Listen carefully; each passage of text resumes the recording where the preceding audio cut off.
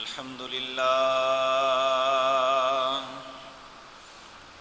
لله نحمده ونستعينه ونستغفره ونعوذ بالله من شرور أنفسنا ومن سيئات أعمالنا من يهده الله فلا مضل له ومن يضلل فلا هادي له وأشهد أن لا إله إلا الله وحده لا شريك له وأشهد أن محمدًا عبده ورسوله أما بعد فإن خير الحديث كتاب الله وخير الهدي هدي محمد صلى الله عليه وسلم وشر الأمور محدثاتها وكل محدثة بدعة وكل بدعة ضلالة وكل ضلالة في النار رب اشرح لي صدري ويسر لي أمري واحلل عقدة من لساني يفقهوا قولي اللهم انفعنا بما علمتنا وعلمنا ما ينفعنا وزدنا علما رب أوزعني أن أشكر نعمتك التي أنعمت علي وعلى والدي وأن أعمل صالحا ترضاه وأصلح لي في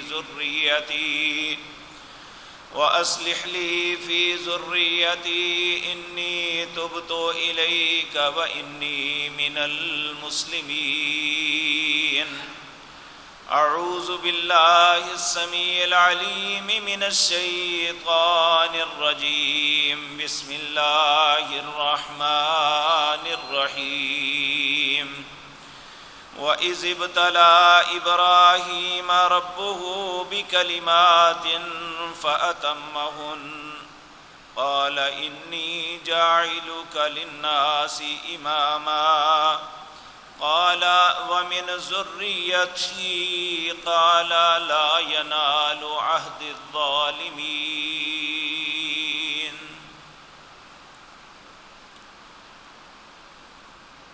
حضرات محترم، اللہ مالک نے انسانوں کی رہنمائی کے لیے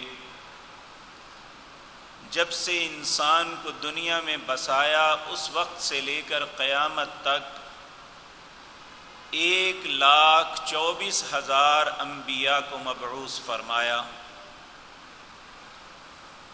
اور ان میں 310 ایسے انبیاء ہیں جنہیں اللہ نے اپنی کتابوں یا صحیفوں سے نوازا ہے۔ ہر نبی اپنے اپنے وقت پہ اپنی قوم کے اندر آیا اور انہیں اصلاح کی دعوت دی، زندگی گزارنے کا ڈھنگ سکھایا۔ جن لوگوں نے بھی انبیاء کی دعوت کو قبول کیا، دنیا اور آخرت کی کامیابی ان کا مقدر بن گئی، اور جن لوگوں نے انبیاء کی دعوت کو ٹھکرا دیا وہ دنیا میں بھی ذلت کی موت مرے اور آخرت میں ہمیشہ جہنم کا ایندھن بن گئے۔ اب وہ کون کون سے نبی تھے، کس کس قوم کی طرف آئے، اس کی پوری تفصیل تو ہمیں نہیں ملتی، اور نہ ہی ان کتابوں کی پوری تفصیل ملتی ہے جو اللہ نے مختلف انبیاء پہ نازل فرمائی۔ ہاں، ان میں ایک ایسی کتاب ضرور ہے جو جس طرح اللہ نے اپنے نبی جناب محمد الرسول اللہ پہ نازل کی تھی، وہ من وعن انہی کلمات کے ساتھ بغیر کسی رد و بدل کے آج بھی دنیا میں موجود ہے۔ اور اس کتاب کو جب پڑھا جائے جس کا نام قرآن ہے تو ہمیں مختلف جو مین ٹاپک ہیں اس میں ایک ٹاپک قصص الانبیاء ہے کہ اللہ نے اس کتاب کے اندر مختلف نبیوں کے قصے بیان کیے ہیں جو اپنی قوم کے ساتھ ان کے ساتھ معاملات ہوئے، انہوں نے قوموں کو ہدایت کی طرح کس طرح بلایا اور قوم نے کیا جواب دیا۔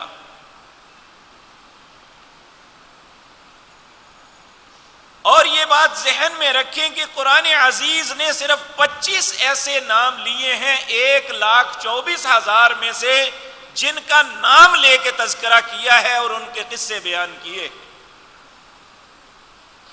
اور بعض ایسے انبیاء بھی ہیں جس طرح سورت یاسین کے اندر ان کا قصہ تو بیان کیا ہے، ان کا نام یا اس کی قوم کا نام نہیں لیا کہ کس بستی کس قوم کے اندر یہ آئے تھے، صرف اتنا کہا وَضَرَبَ اللَّهُ مَثَلًا قَرْيَةً كَانَتْ وَاضْرِبْ لَهُمْ مَثَلًا أَصْحَابَ الْقَرْيَةِ إِذْ جَاءَهَا الْمُرْسَلُونَ، ان کے سامنے اس بستی کی مثال بیان کرو جہاں میں نے اپنا نبی مبعوث فرمایا، ایک نہیں 2 نبی بھیجے، جب انہوں نے دونوں کو جھٹلا دیا فَعَزَّزْنَا بِثَالِثٍ، تیسرے کے ساتھ میں نے مدد کی، پھر قوم نے ان کے ساتھ جو کچھ کیا اور قوم میں سے ایک شخص نے انبیاء کی مدد کے لیے آیا، اس کا سارا تذکرہ سورت یاسین کے اندر آتا ہے۔ تو یہاں یہ بات یاد رکھیں کہ اللہ قصص الانبیاء، انبیاء کے جو قصے بیان کرتے ہیں وہ اس لیے نہیں کہ ہمیں کوئی کہانی سنانی مقصود ہے، بلکہ اس کے اندر جو سبق، جو دروس، جو عبرتیں ہیں وہ ہمیں بتلانی مقصود ہوتی ہیں کہ جن قوموں نے انبیاء کی بات مانی انہیں اللہ نے کن انعامات سے نوازا، اور جن قوموں نے انبیاء کی تکفیر کی، ان کا انکار کیا، ان کے مقابلے میں کھڑے ہوئے، دنیا اور آخرت میں ان کا کیا انجام ہوا۔ لیکن یہ بات یاد رکھیں، جتنے بھی اللہ نے نبی بھیجے، ہر نبی پوری دنیا کے لیے اسوہ نہیں تھا، ہر نبی صرف اپنی قوم کے لیے تھا، وہ اپنی قوم، اس کی قوم کو یہ حکم تھا کہ تم اس نبی کو مان لو تو ٹھیک، اگر وہی قوم کے لوگ کسی دوسری بستی میں جاتے، وہاں کوئی دوسرا نبی ہوتا تو اسے تسلیم کر لیتے تو وہ بھی ٹھیک۔ لیکن انبیاء میں 2 نبیوں کی ایسی ذات ہے جن کے متعلق اللہ رب العزت نے حکمن فرمایا یہ پوری دنیا میں پوری انسانیت کے لیے اسوہ ہے، ان میں ایک جناب محمد الرسول اللہ صلی اللہ علیہ وسلم، ان کے متعلق قرآن عزیز کے اندر 2-3 مقام پہ آتا ہے لَقَدْ كَانَ لَكُمْ فِي رَسُولِ اللَّهِ أُسْوَةٌ حَسَنَةٌ، تمہارے لیے رسول اللہ صلی اللہ علیہ وسلم کی ذات مطہرہ اسوہ حسنہ ہے، بہترین نمونہ ہے۔ اگر کوئی بھی انسان دنیا کے کسی بھی ملک کا، کسی بھی قوم کا، کسی بھی خطے کا اگر کوئی اپنے لیے بہترین نمونہ چننا چاہتا ہے تو وہ محمد الرسول اللہ کی ذات ہے صلی اللہ علیہ وسلم۔ اور دوسرے جس نبی کے متعلق اللہ نے فرمایا وہ سیدنا ابراہیم علیہ السلام ہے۔ اللہ رب العزت سورۃ ممتحنہ کے اندر فرماتے ہیں قد کانت لکم اسوۃ حسنۃ فی ابراہیم، ہم نے تمہارے لیے اگر کوئی اسوہ بنایا ہے تو وہ ابراہیم ہے۔ ان کے طرز زندگی دیکھو، ان کی شب و روز دیکھو، ان کے معاملات دیکھو، اپنے رب کے ساتھ تعلق دیکھو، اپنے رب کے احکامات کی تعمیل دیکھو، اپنے رب کی فرما برداری کے طریقے دیکھو اور اپنے لیے وہ پسند کرو۔ تو آج چونکہ ہم قربانی کے موسم کی طرف جا رہے ہیں اور قربانی کے لیے نبی کریم صلی اللہ علیہ وسلم نے ہمیں واضح طور پہ یہ بتا دیا سنت ابیکم ابراہیم، یہ تمہارے بابا ابراہیم علیہ السلام کی سنت اور طریقہ ہے۔ تو ہم ان کی زندگی کے متعلق پہلے سوچیں کہ ابراہیم کون تھے، انہوں نے ایسا کیا کیا کہ اللہ رب العزت نے ان کے لیے فرمایا انی جاعلک للناس اماما، اے ابراہیم پوری کائنات کا تمہیں امام بنا رہا ہوں۔ کیوں بنایا تھا؟ اتنا بڑا منصب کیسے مل گیا؟ یہی بات میرے اور آپ کے سوچنے کی ہے۔ یاد رکھیں جو اللہ کی آزمائش پہ پورا اترتا ہے، اللہ کی سنت اور قانون ہے کہ اللہ اسے منصب بڑا دیتے ہیں، دنیا کے اندر بھی اور آخرت کے اندر بھی۔ اور جو منصب سیدنا ابراہیم علیہ السلام کو ملا ہے یہ کسی اور نبی کا مقدر نہیں بنا۔ ابراہیم علیہ السلام سے پہلے جتنے انبیاء تھے وہ مختلف قوموں سے تھے، اور آپ کے بعد جتنے انبیاء تھے سب کے سب آپ کی اولاد میں سے تھے، حتیٰ کہ جناب محمد الرسول اللہ صلی اللہ علیہ وسلم بھی آپ کی اولاد میں سے تھے۔ اور آپ اپنے اس بات پہ فخر، حالانکہ آپ امام الانبیاء، سرور انبیاء، رحمت للعالمین، دونوں جہانوں میں سب سے زیادہ اللہ کے مقرب، مطہر، پاکیزہ، اچھے اور اللہ کی نظروں میں سب سے بلند و برتر، پھر بھی آپ اپنے بابا پہ فخر کیا کرتے تھے۔ آخر وہ فخر کی کیا باتیں تھیں؟ یہی آپ کے سامنے عرض کرنی ہے۔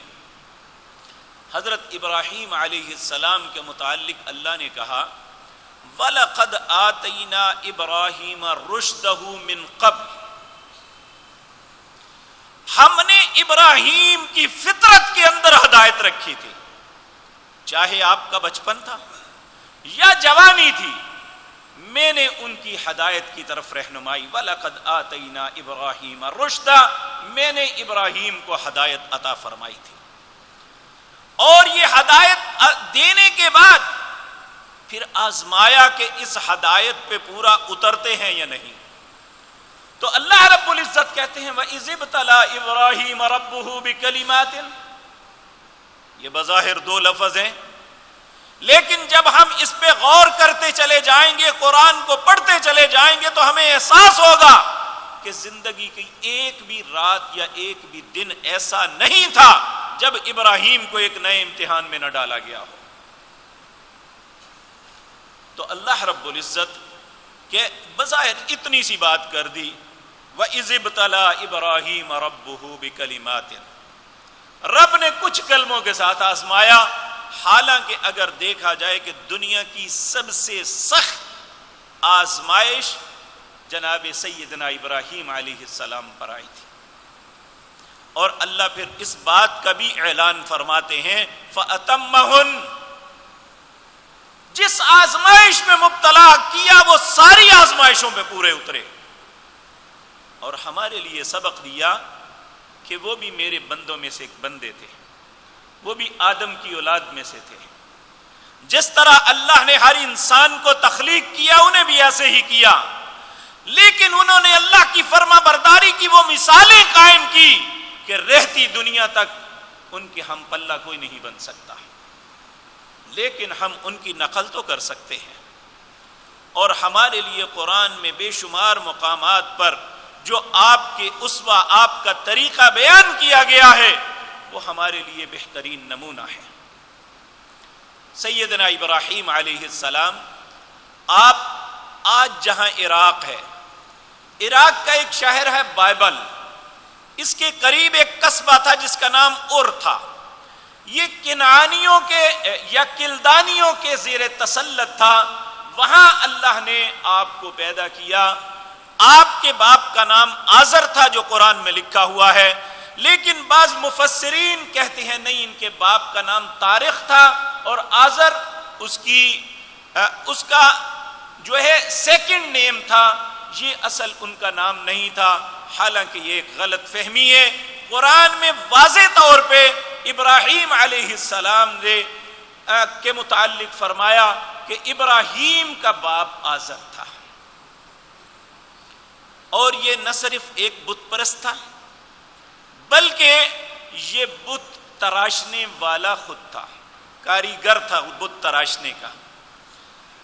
جس وقت سیدنا ابراہیم علیہ السلام پیدا ہوئے اس وقت عراق جو آج ہے، شام، اردن اور فلسطین، یہ پورے کا پورا علاقہ حتیٰ کہ مصر تک، ان سارے علاقوں میں لوگ 7 ستاروں کو پوجتے تھے۔ جب شام کا شہر دمشق آباد ہوا تو اس کے 7 دروازے رکھے گئے، اور آج بھی 7 دروازے ہیں، اور ان 7 دروازوں کے نام اب تو مختلف، اسلام کے آنے کے بعد ان کے نام بدل گئے، اسلام کے آنے سے پہلے ان مختلف ستاروں کے نام پہ دروازے بنائے گئے تھے، اور وہاں باقاعدہ معبد خانے تھے جہاں ان ستاروں کی پوجا کی جاتی تھی۔ تو سیدنا ابراہیم علیہ السلام جس دور میں پیدا ہوئے، قوم کے اندر یہ چیزیں تھیں۔ ایک تو مظاہر قدرت، یعنی اللہ نے جو اپنی قدرت کے مظاہر آسمان پہ چمکائے ہیں، سورج ہے، چاند ہے، ستارے ہیں، مختلف کہکشاں ہیں، ان ساری چیزوں کی وہ مظاہر قدرت کو پوجتے تھے۔ اور دوسرا، وہ لکڑی یا پتھر کے بت بنا کے اپنے معبد خانوں میں رکھ کے انہیں پوجا کرتے تھے۔ پوری کی پوری قوم کے اندر کوئی بھی شخص ایسا نہیں تھا جو اپنے رب کو واحد پہچانتا ہو اور اللہ کی عبادت کرتا ہو، ساری کی ساری قوم گمراہی میں مبتلا تھی۔ ایسے حالات میں جب کسی کے ذہن میں اللہ کے متعلق کوئی اچھا تصور ہی نہیں تھا، وہ حقیقتاً اپنا خدا انہی کو مانتے تھے، دنیا کے اندر متصرف انہی کو تسلیم کرتے تھے۔ ان کا عقیدہ تھا جس طرح آج بھی بعض نجومیوں یا جوتشیوں کا عقیدہ ہے کہ فلاں سٹار فلاں جگہ سے فلاں جگہ پہ پہنچا، اس نے اس کے ساتھ میچ کھایا، اس کی قسمت یہ ہو گئی، اس کی قسمت اس طرح ہوئی۔ یہ حقیقتاً دنیا میں سب سے پہلے اس عقیدے کو اپنانے والے سیدنا ابراہیم علیہ السلام کی قوم کے لوگ تھے، جنہیں اللہ نے اسی بنیاد پہ کافر قرار دیا تھا۔ لیکن بدقسمتی سے آج مسلمان امت کے اندر بھی بہت سے لوگوں نے ان تصورات کو قبول کر لیا ہوا ہے۔ ہم اپنی زندگی کے شب و روز کے متعلق ہر ہفتے میں، ہر دن میں اخبارات میں پڑھتے ہیں کہ میرا سٹار، میری تاریخ پیدائش کون سی ہے، پھر اس کے بعد اخبارات میں کسی نجومی کا لکھا ہوا یہ پڑھتے ہیں، تمہارا یہ ہفتہ، تمہارا یہ دن، تمہارا یہ مہینہ، تمہارا یہ سال کیسا گزرے گا، تمہارے حالات کب بدلیں گے۔ یہ حالانکہ اللہ رب العزت نے فرمایا میں نے اپنی ذات کے علاوہ کسی کو بتایا ہی نہیں کہ کل کیا ہوگا، کس کے حالات کو بدلنا ہے، کس کے حالات میں کمی آنی ہے۔ ان اللہ یبسط الرزق لمن یشاء ویقدر، اللہ نے رزق کی کمانڈ اینڈ کنٹرول، آسانی اور تنگی کی کمانڈ اینڈ کنٹرول، یہ اللہ نے اپنے ہاتھ میں رکھی ہوئی ہے۔ کائنات کے اندر کوئی بھی ایسی چیز نہیں، کوئی بھی ایسی ذات نہیں جو کسی کے حالات کو، معاملات کو بدل دے۔ نبی کریم صلی اللہ علیہ وسلم کی ایک حدیث ہے لمبی، یہ حدیث قدسی ہے۔ حدیث قدسی وہ ہوتی ہے کہ جو رسول اللہ صلی اللہ علیہ وسلم اسے بیان فرمائے، لیکن حقیقتاً وہ اللہ کی طرف سے ہوتی ہے۔ بیان کرنے والے رسول اللہ ہیں اور وہ بات کہنے والے اللہ رب العزت ہیں۔ اس میں یہ کلمات ہمیں اپنی زندگی میں یاد رکھ لینے چاہیے۔ نبی کریم صلی اللہ علیہ وسلم نے فرمایا، یہ بات میرے رب نے کہی، لو ان اولکم وآخرکم وجنکم وانسکم، لوگوں تم پہلے پچھلے سارے مل جاؤ، تم جن اور انسان سب مل جاؤ، جو پہلے لوگ چلے گئے وہ بھی سارے آ جائیں، جو آئندہ پیدا ہونے والے ہیں وہ بھی سارے مل جائیں، جو اس وقت کائنات کے اندر موجود ہیں وہ بھی سارے مل جائیں، اگر تم سب چاہو کہ اللہ کو کوئی تکلیف دینا، لن یضر اللہ شیئا، تم اللہ کا کچھ نہیں بگاڑ سکتے۔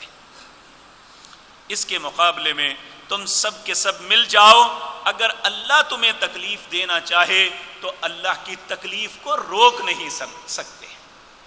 اللہ رب العزت نے اس بات کا چیلنج دیا ہے، وَإِن يَمْسَسْكَ اللَّهُ بِضُرٍّ، لوگوں ایک بات تو بتلاؤ، اگر تمہیں اللہ کسی تکلیف میں ڈال دے، وَإِن يَمْسَسْكَ اللَّهُ بِضُرٍّ، اللہ کی طرف سے تمہیں انفرادی حیثیت میں یا اجتماعی طور پہ کوئی تکلیف آ جائے، فلا کاشف لہ، اس تکلیف کو نہ تم، نہ تمہاری قوم کے لوگ یا دنیا کا کوئی بھی انسان نہیں ہٹا سکتا، الا ہو، اسی وقت وہ ٹلے گی جب وہ چاہے گا۔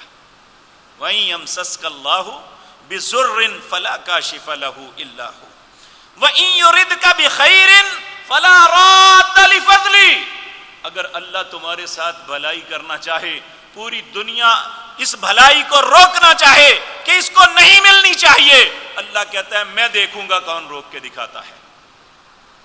فَلَا رَادَّ لِفَضْلِهِ، اللہ کے فضل کو تم نہیں روک سکتے۔ تو یہ ایک ایسا تصور تھا جو اس قوم کے ذہن میں آ ہی نہیں سکتا تھا۔ اب سیدنا ابراہیم علیہ السلام جو بچپن سے ہی اللہ نے آپ کے متعلق یہ بات ارشاد فرمائی، وَلَقَدْ آتَيْنَا إِبْرَاهِيمَ رُشْدَهُ مِنْ قَبْلُ، ہم نے پہلے ہی ابراہیم علیہ السلام کو ہدایت کا رستہ دکھا دیا تھا۔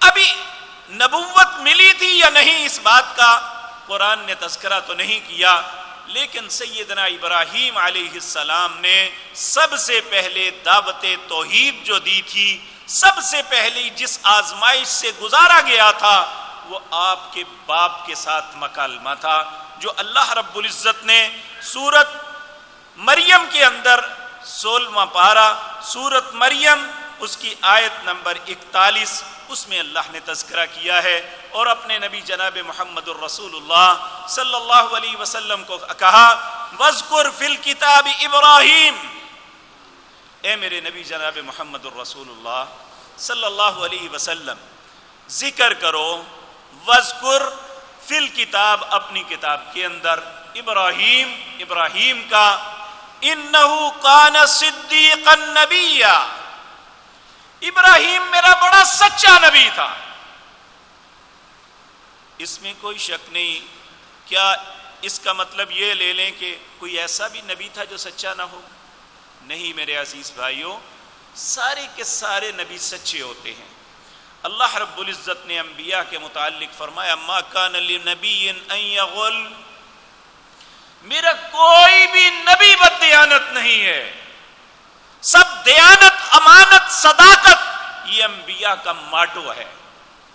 اور ہر نبی نے جب اپنی قوم سے کہا کہ اس نے یہی کہا تم جانتے ہو کہ میں ایک امانت دار شخص ہوں، جب میں تمہاری زندگی، تمہارے معاملات، تمہارے ساتھ کاروبار میں امانت و دیانت کو نہیں چھوڑتا، اللہ کے معاملے میں کیسے بد دیانتی کر سکتا ہوں؟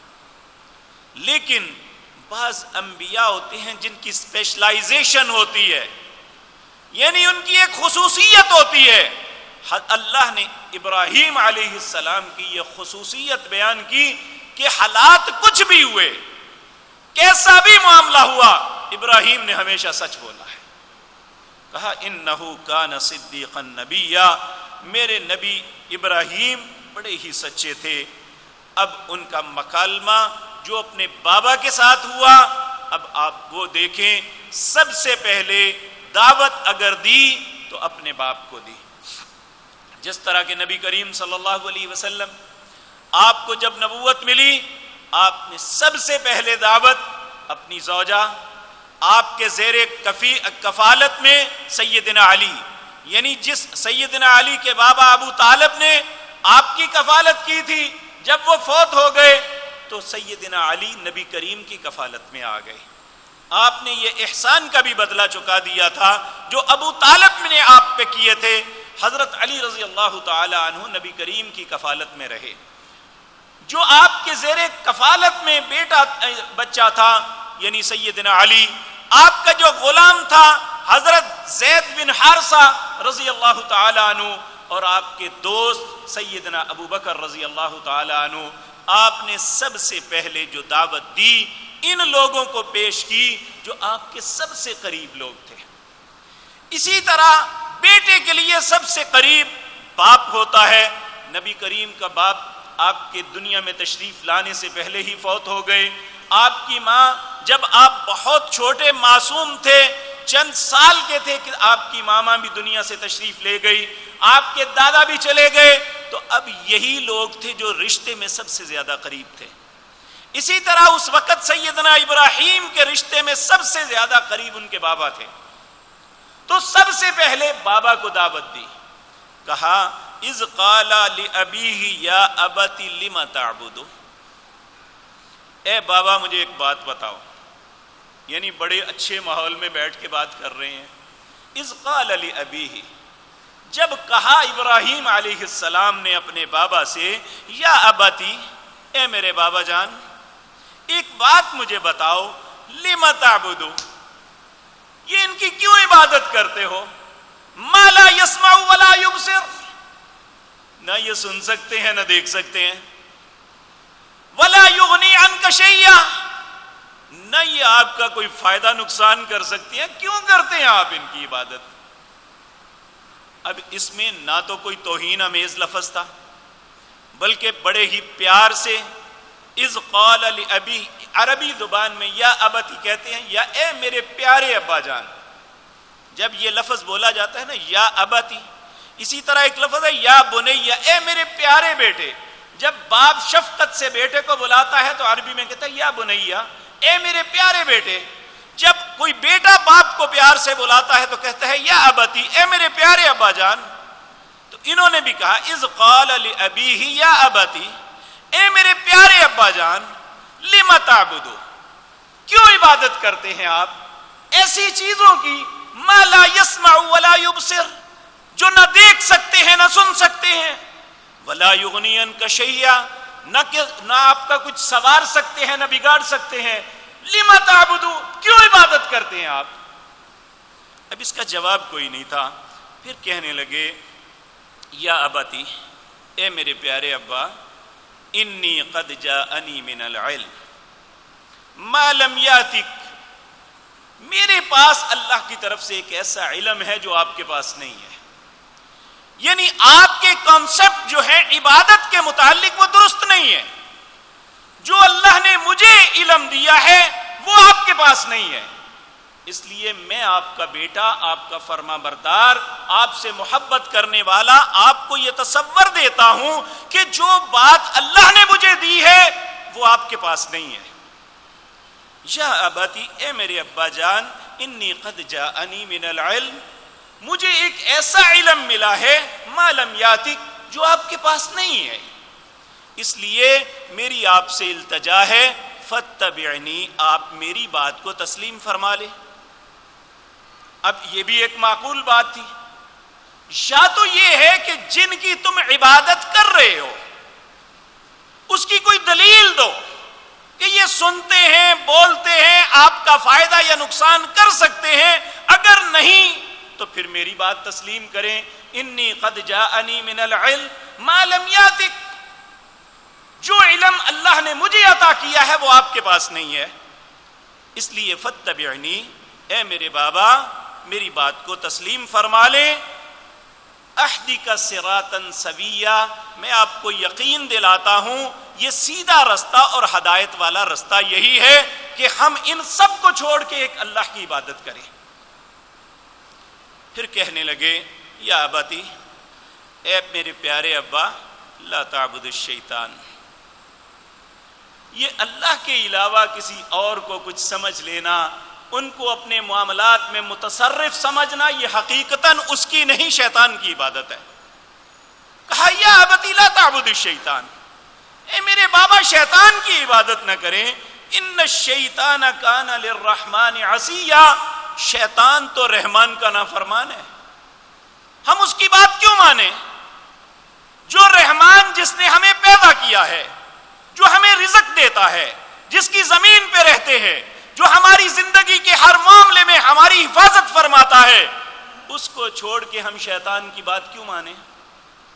ان الشیطان کان للرحمن عصیا. پھر کہا بابا مجھے ایک خوف ہے، میں آپ سے محبت کرتا ہوں. یا ابتی انی اخاف ان یمسک عذاب من الرحمن، اے میرے بابا مجھے خوف ہے کہیں اللہ ناراض ہو کے تم پہ عذاب نہ ڈال دے.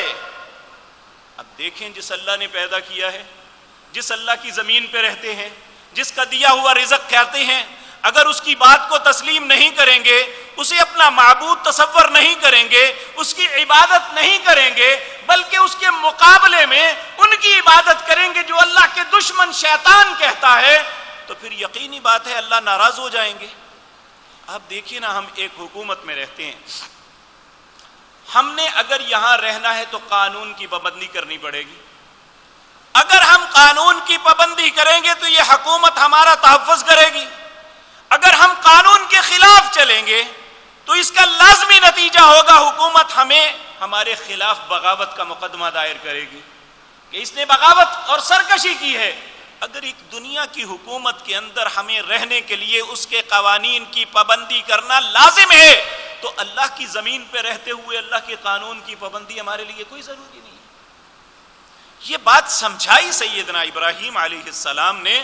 آپ نے فرمایا یا ابتی، اے میرے پیارے ابا جان، انی اخاف، مجھے خوف ہے، ان یمسک عذاب من الرحمن، کہ یہیں رحمان ناراض ہو کے عذاب نہ ڈال دے۔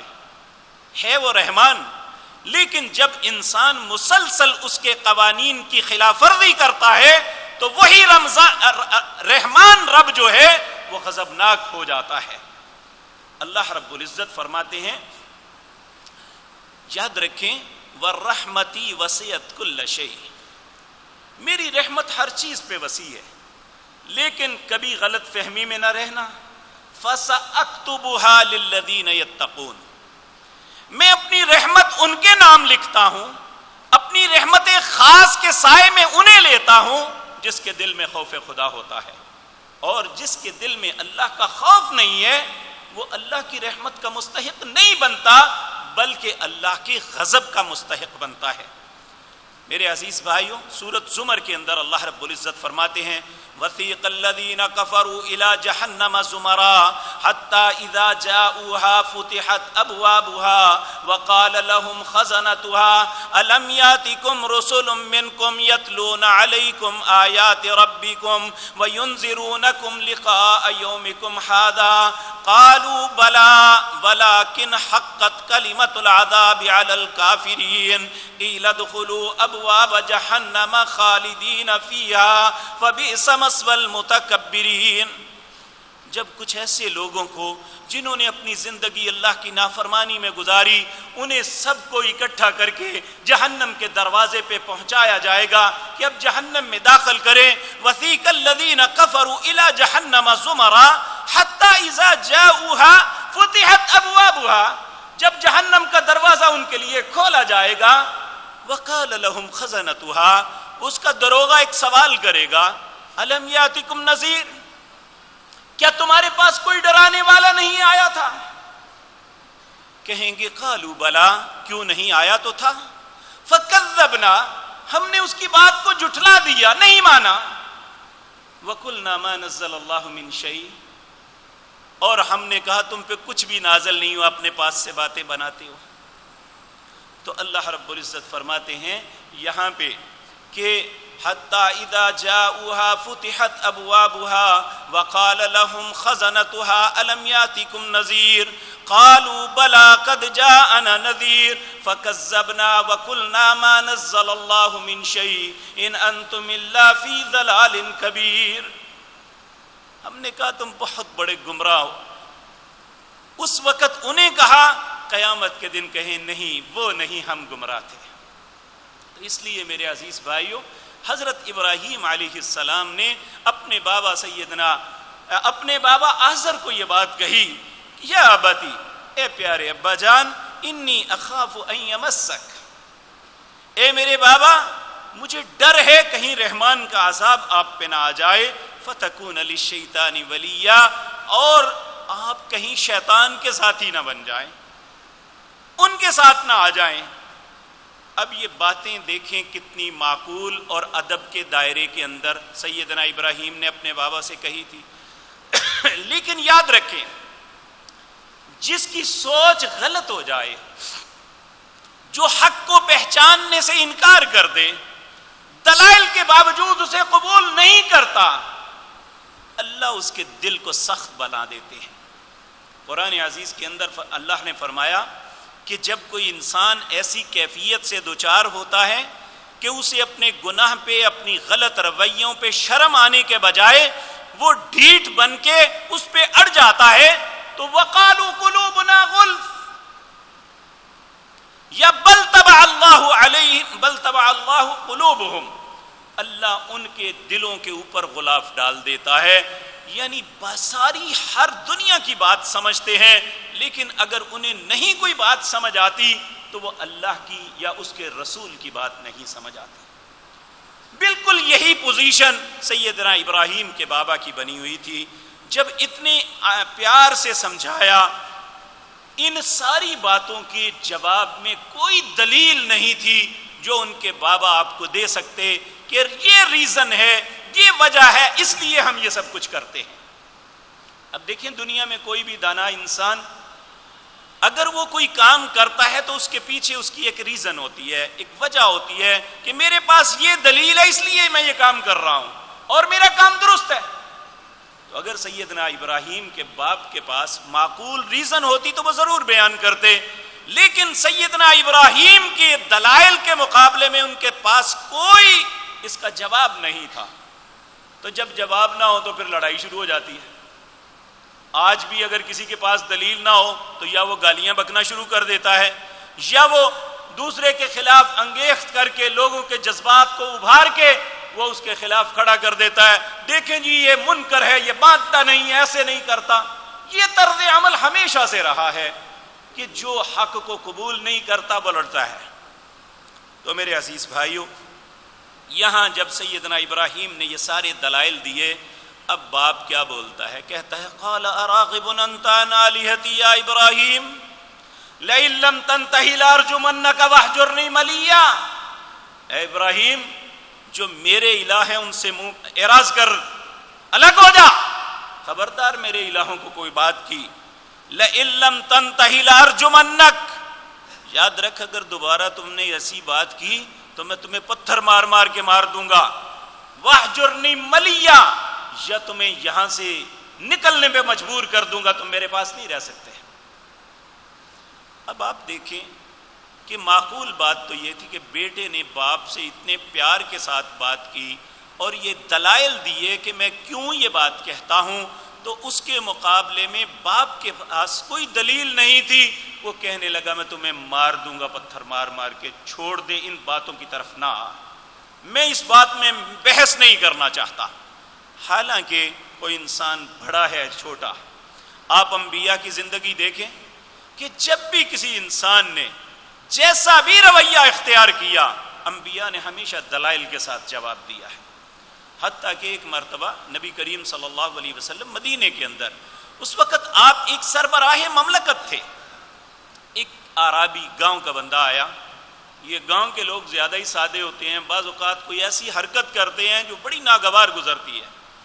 وہ بھی آیا، آگے کہنے لگا اے محمد صلی اللہ علیہ وسلم، میں آپ سے کچھ پوچھنا چاہتا ہوں، اور ساتھ ہی جو آپ اس کے ہاتھ میں کپڑا تھا وہ آپ کی گردن میں ڈال کے تو بل دینے شروع کر دیے. حضرت عمر آگے بڑھے، کہنے لگے میں اس کو ذرا درست کرتا ہوں، یہ کیا بدتمیزی کر رہا ہے. جب آپ اس کو یعنی پکڑنے کے لیے آگے بڑھے، نبی پاک نے کہا ٹھہر جو عمر، کوئی بات نہیں ہے، اس کو عقل اتنی ہے، کرو بات، تم کیا کہتے ہیں. وہ بے وقوف ساتھ ہاتھ کے ساتھ بل چڑھا رہا ہے اور ساتھ بات پوچھ رہا ہے. یعنی اس کے باوجود انبیاء بدمزہ نہیں ہوئے، انہوں نے پورے دلائل کے ساتھ اسے مطمئن کرنے کی کوشش کی. اور انبیاء کا وتیرہ ہمیشہ یہ رہا ہے، اور انبیاء کے وارثین کا وتیرہ بھی یہی ہونا چاہیے. یہ نہیں کہ دلیل نہیں ہے تو لڑنا شروع کر دیں، بلکہ حقیقتاً یہ ہے کہ اگر آپ حق پہ ہیں تو آپ کے پاس دلائل ہونے چاہیے، وگرنہ اگر آپ حق پہ نہیں ہیں تو آپ کو وڈرا ہونا چاہیے کہ اگر میرے پاس درست نہیں، دوسرے کے پاس درست بات ہے تو اسے تسلیم کر لینا چاہیے. یہ سارے دروس اور عبرتیں ہیں جو سیدنا ابراہیم اور ان کے باپ کے مکالمے کے اندر ہمارے لیے موجود ہیں. تو باپ نے کہا قال اراغب انت عن آلہتی یا ابراہیم، اے ابراہیم مجھ سے چلا جا، دور ہو جا، میرے الہوں سے اپنے آپ کو ہٹا لے. لئن لم تنتہ لارجمنک، اگر تو باز نہ آیا تو میں پتھر مار مار کے مار دوں گا. واہجرنی ملیا، یا یہاں سے تمہیں نکال دوں گا. اب جوان بیٹا ہے، چاہتا تو باپ کے سامنے کھڑا ہو جاتا تو کوئی بری بات نہیں تھی، کیونکہ وہ باطل پہ تھا، یہ حق پہ تھے. لیکن حوصلہ دیکھیں سیدنا ابراہیم علیہ السلام کا.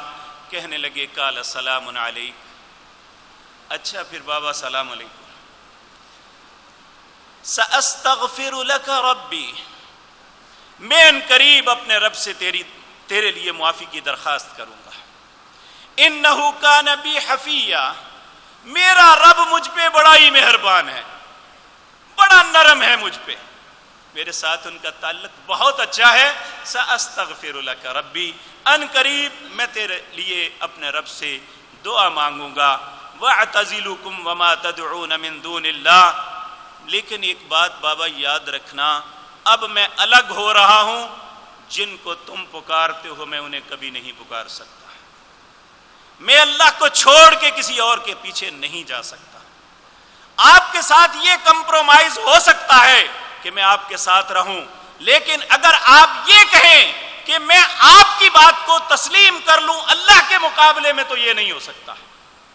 اور یہ بات یاد رکھیں، قرآن عزیز کے اندر اللہ نے ماں باپ کی ہر جگہ فرما برداری کا حکم دیا ہے، لیکن وہاں پہ فرما برداری نہیں ہے جہاں اللہ کی نافرمانی ہوتی ہو.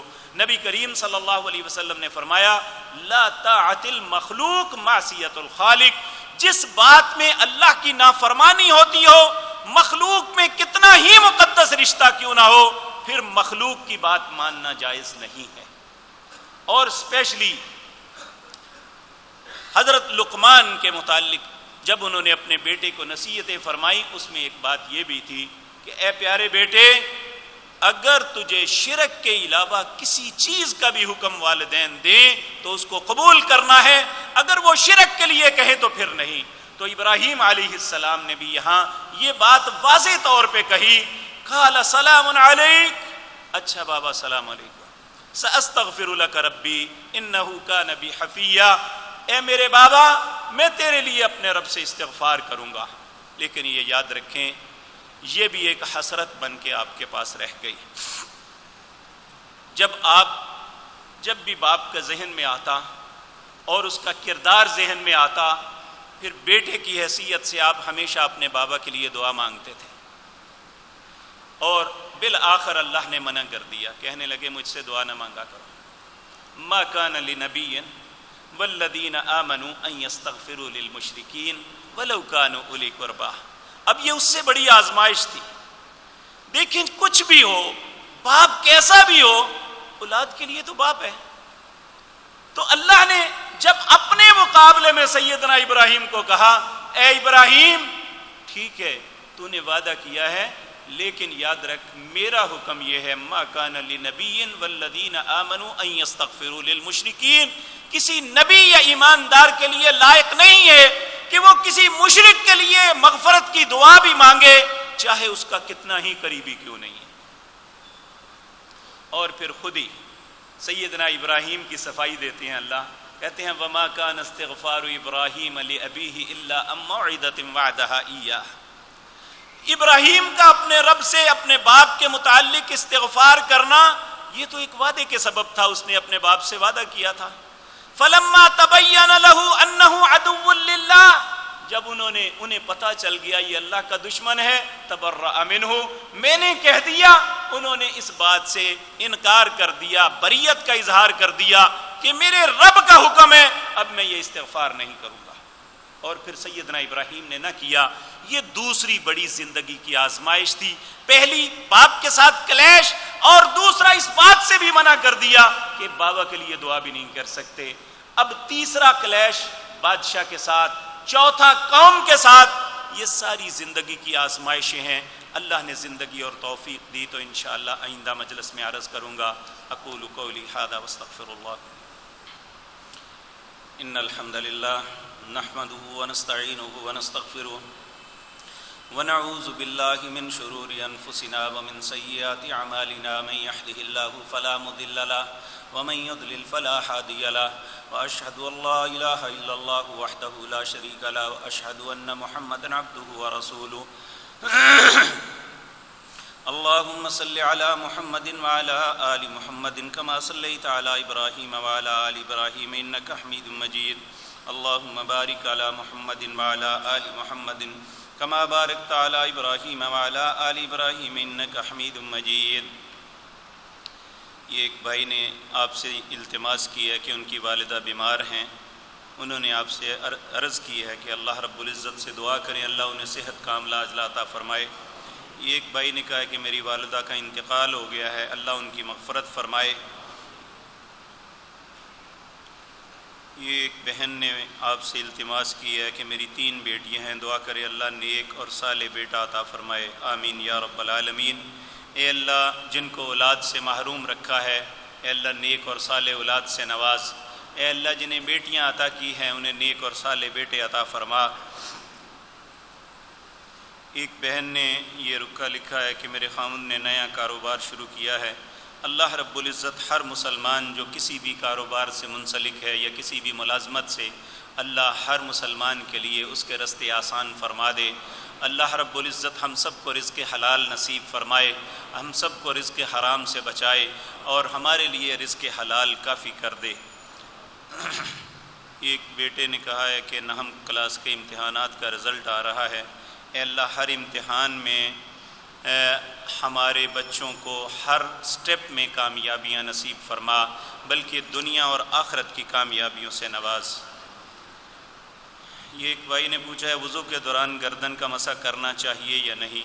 رسول اللہ صلی اللہ علیہ وسلم سے جو صحیح احادیث میں وضو کا طریقہ آتا ہے اس میں مسح صرف یہ ہے کہ یہاں سے لے کر گدی تک پھر واپس اور کانوں میں ایسے کرنا ہے، گردن کا ایسے مسح کرنے کا حدیث میں کسی صحیح حدیث میں صحیح ثبوت نہیں ملتا۔ اللہ رب العزت ہمیں اپنے نبی کے طریقے کے مطابق عمل کرنے کی توفیق عطا فرمائے۔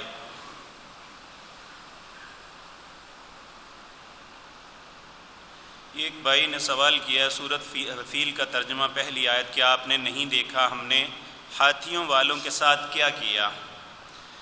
ہاتھی والوں کا واقعہ نبی کی پیدائش سے پہلے کا ہے، تب نبی موجود نہ تھے، اللہ نے کن کو مخاطب کر رہا ہے؟ اللہ نبی کو ہی مخاطب کر رہے ہیں، اور یہ ایسا طرز تخاطب ہے جس میں ایک حقیقت کا اظہار کیا جا رہا ہے کہ جس طرح آپ کوئی دیکھی چیز پہ یقین کریں اسی طرح اللہ کے اس حکم پہ یقین کریں کہ یہ واقعہ واقعتاً ہوا تھا ایسے ہی جیسے آپ دیکھ رہے ہیں۔ آپ دیکھیں انسان کی تخلیق کے متعلق اللہ کہتے ہیں الم تری کیف خلق الانسان من نطفہ، کیا نہیں دیکھا ہم نے انسان کو ایک نطفے سے پیدا کیا؟ کیا جب نطفہ جا کے ملتا ہے کبھی کسی نے آنکھ سے دیکھا ہے؟ تو یہ اللہ کا طرز تخاطب ہے کہ جب کسی یقین اور کانفیڈنس کے ساتھ کوئی بات فرماتے ہیں تو یہی الفاظ کہتے ہیں الم تری، کیا نہیں تم نے دیکھا؟ کہ یعنی ایک ایسی حقیقت ہے جس کا انکار نہیں کیا جا سکتا، جس طرح دیکھی چیز کا انکار نہیں اسی طرح۔ تو اس لیے اس بات کی یعنی مطلب کو کسی اور طرف لے جانا یہ کسی بھی صورت مناسب نہیں ہے۔ یہ الہدا انٹرنیشنل خواتین کے لیے ماڈل ٹاؤن برانچ گلی نمبر 7 چاندنی چوک میں علم التجوید کورس شروع ہو رہا ہے۔ انٹرویو 17 اگست روز جمعرات کو میرا خیال یہ ہو چکا ہے، باقاعدہ کلاس 20 اگست سے ہوگی 10:30 سے 12 بجے تک۔ جو خواتین اس میں شامل ہونا چاہیں وہ تشریف لے جائیں۔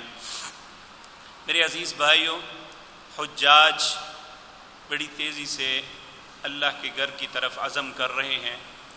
ہم ہر سال ایک ہی دفعہ حج کا تربیتی ورکشاپ کرتے ہیں، بہت سے لوگ بعد میں جو وہاں نہیں پہنچ سکے وہ سوال کر رہے ہیں، تو ان کی سہولت اور آسانی کے لیے ایک CD جو ویڈیو بنائی گئی ہے، اگر کوئی بھائی اس تربیت کو سیکھنا یا دیکھنا چاہے تو وہ اسے لے سکتا ہے۔ اللہ رب العزت سے دعا ہے یہ بہترین عبادت ہمیں سنت کے مطابق کرنے کی توفیق عطا فرمائے۔ اللہم انصرنا ولا تنصر علینا واعزنا ولا تذلنا وزدنا ولا تنقصنا وارحمنا انت مولانا فانصرنا علی القوم الکافرین۔ اللهم أعز الإسلام والمسلمين وأذل الشرك والمشركين اللهم دمر أعداء الدين أذهب الباس رب الناس واشف أنت شافي لا شفاء إلا شفاؤك شفاء لا يغادر سقما اللهم اشفنا بشفائك وداونا بدوائك واغننا بفضلك عمن سواك يا واسع الفضل يا واسع المغفرة اللهم رحمتك نرجو فلا تكلنا إلى أنفسنا طرفة عين واصلح لنا شأننا كله لا إله إلا أنت اللهم اغفر لجميع المسلمين والمسلمات والمؤمنين والمؤمنات الأحياء منهم والأموات اللهم ارحم على أحوالنا ولا تنظر إلى سوء أعمالنا اللهم لا تقتلنا بغضبك ولا تهلكنا بعذابك وعافنا قبل ذلك سبحان ربك رب العزة عما يصفون وسلام على المرسلين والحمد لله رب العالمين.